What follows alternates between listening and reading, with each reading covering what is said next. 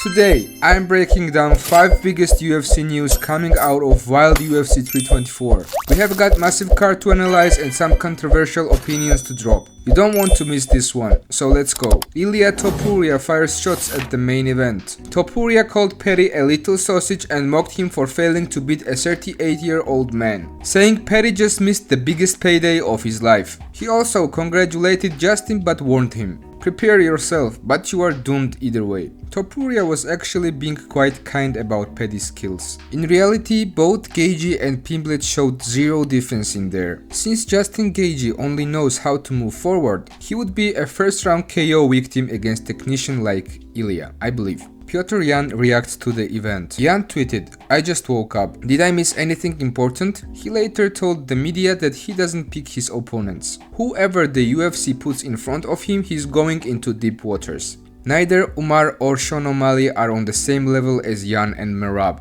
Khabib's influence is keeping Umar in this conversation, but it doesn't matter who they fight next. I think we are destined for the Jan vs Merab trilogy.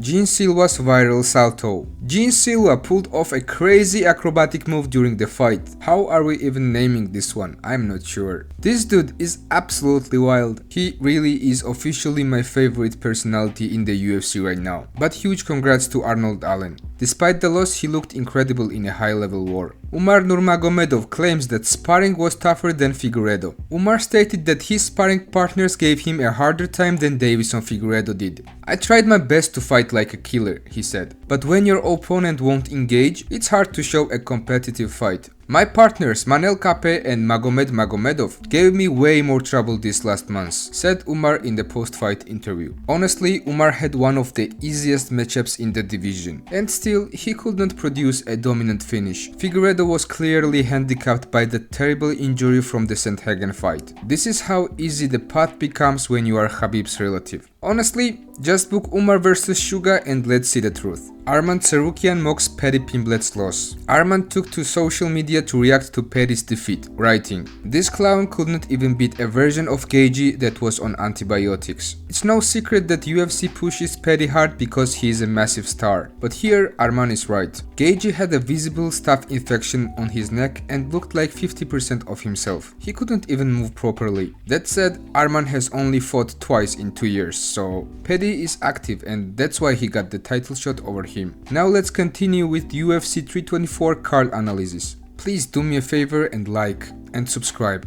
Thank you so much. Alex Perez vs Charles Johnson. This was absolute domination. Perez finished a guy who previously beat the flyweight division champion Joshua Van. Perez wobbled him early and that was the beginning of the end. A massive statement performance. Nikita Krylov vs Modestas Bakauskas. Honestly, this was a very hard fight to watch. I felt like both of these guys were competing at 20% of their potential, which was really frustrating for me because I was watching and I wanted something to happen and it never happened. Until the end. Krylov was winning on points, forcing Bakauskas to take a risk and move forward, which led to the knockout in the late 10 seconds. Ateba Gauthier vs Andrei Pulyaev. A fantastic showcase of young talent. Gauthier has a deadly power, but Pulyaev had incredible precision and heart. Gauthier scored knockdowns in every round, but Pulyaev stayed in it and picked the 23-year-old apart. It was a huge lesson for Gauthier. You can't just spam 1-2 combinations with zero defense. Fortunately, Gauthier won, but his performance showed that he needs to learn a lot.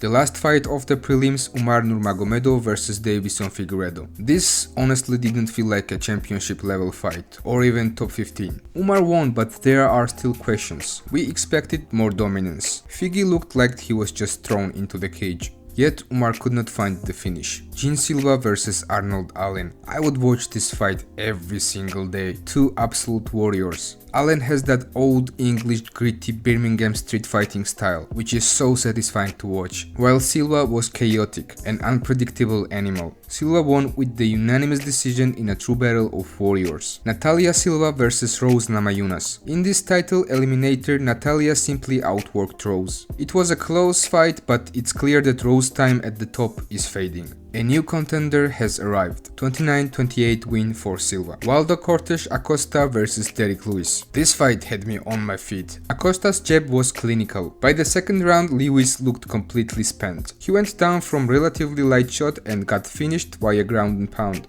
Acosta is a terrifying contender with a bright future. Sean O'Malley vs Song Yadong. O'Malley really only fought half of the third round and somehow walked away with the win. Song was clearly up 2 rounds heading into the third. The fight itself was a bit of a letdown, and it proved one thing: the bantamweight division is wide open for Yan and Merab to dominate. Main event: Paddy Pimblett vs Justin Gaethje. Paddy started really strong, but his lack of defense eventually betrayed him. Even a 50% version of Justin Gaethje fighting through an infection on his neck and antibiotics was enough to dominate Paddy. Pimblett has a legendary chin, I can't deny that, but you can't trick the nature. You have to be a true technical maniac to survive the top of this division. Next stop, Gaethje vs Topuria. And that wraps up my top takeaways from legendary UFC 324. It was a wild night, full of drama, upsets, and some serious shifts in the rankings. What did you guys think of O'Malley's decision? And what about Topuria vs Gaethje? Do you think Ilya is going to steamroll Gaethje? Let me know in the comments below. Please don't forget to like and subscribe so you never miss an update. I will see you in the next one. Wish you all a great year of fights.